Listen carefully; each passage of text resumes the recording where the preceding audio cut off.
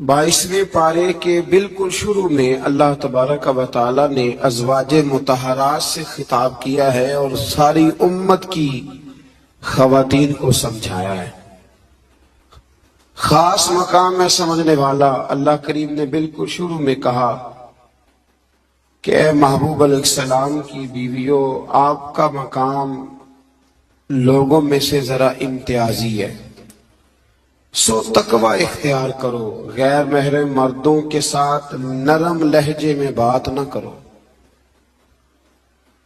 नरम लहजे में गैर महरम के साथ बात, बस अपने काम की बात करो और वो भी इस तरह बात करो जिस तरह बेरुखी से होती है। औरतें नरम लहजों के साथ गैर महरमों के साथ गुफ्तगू न करो। और फिर इरशाद फरमाया जा रहा है कि जरूरत के मुताबिक बात करो, ज्यादा बात भी ना करो, अपने घरों में रहो और जमाना जाहलियत की तरह ज़ेबो ज़ीनत की नुमाइश न करो। नमाज और ज़कात, अल्लाह और उसके रसूल सल्लल्लाहु अलैहि वसल्लम की अताअत पर कारबंद रहो, और जो ऐसा करेंगी तो उनको दोहरा अजर मिलेगा और उनके लिए आखिरत में इज्जत की रोजी का मकाम है, रोजी का एहतमाम है। इसी मकाम पर अल्लाह करीम ने फरमाया, इन्नमा युरीदुल्लाह लियुज़हिबा अन्कुमुर रिज्सा अहलल बैति व युतहिरकुम ततहीरा। फरमाया अल्लाह तो यही चाहता है ए नबी के घर वालों कि तुमसे हर नापाकी दूर करके तुम्हें साफ सुथरा कर दे।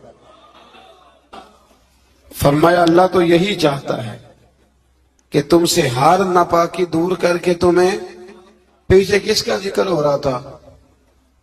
अज़वाज मुतहरात का, नबी पाक अलैहिस्सलाम की।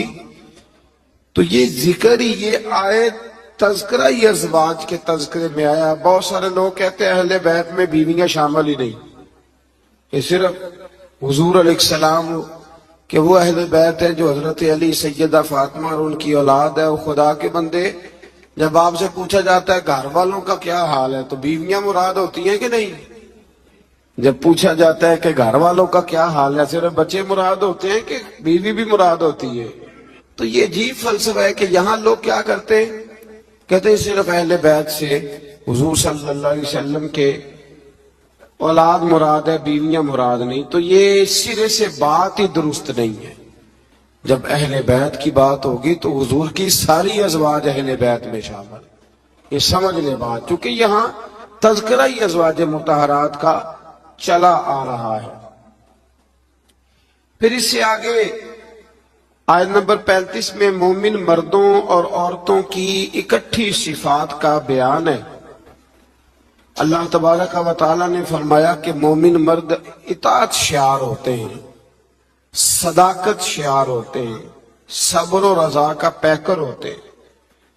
उनके दिल अल्लाह के हुजूर इज्ज़ और तवाज़ु के खूगर होते हैं। वो सदकात देने वाले होते हैं, रोजेदार होते हैं, अपनी हया और इज्जत की हिफाजत करने वाले होते हैं और अल्लाह का कसरत से जिक्र करने वाले होते हैं।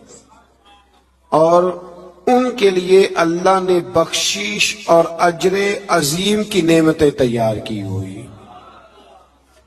फिर आयत नंबर 36 में फरमाया, ना किसी मोमिन मर्द और ना किसी मोमिन औरत के लिए ये जायज है कि जब अल्लाह और उसका रसूल को फैसला फरमा दें तो इनके लिए अपने इस काम में कोई इख्तियार रह जाए। इस आयत की थोड़ी तफसीर जरूरी है, इसकी थोड़ी तफसीर कर देता हूं। हुआ ये था कि नबी करीम अलैहिस्सलातु वस्सलाम ने अपने एक गुलाम के साथ अपनी एक अजीजा जो हुजूर की रिश्तेदार बनती थी, हजरत ज़ैनब बिनते जहश, उनका निकाह करना चाहा, पैगामे निकाह भेजा। उन्होंने कहा जी हम कुरैशी खानदान से हैं और ये गुलाम है तो इसको कैसे रिश्ता देंगे।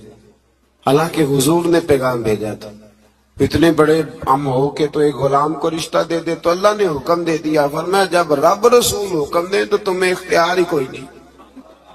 और जब ये आयत नाजिल हुई तो वो हजरत ज़ैनब बिनते जहश के घर वाले खुद हाजिर हुए, अर्ज की हुजूर जहां आपका दिल करता है आप बच्ची का रिश्ता फरमा दें।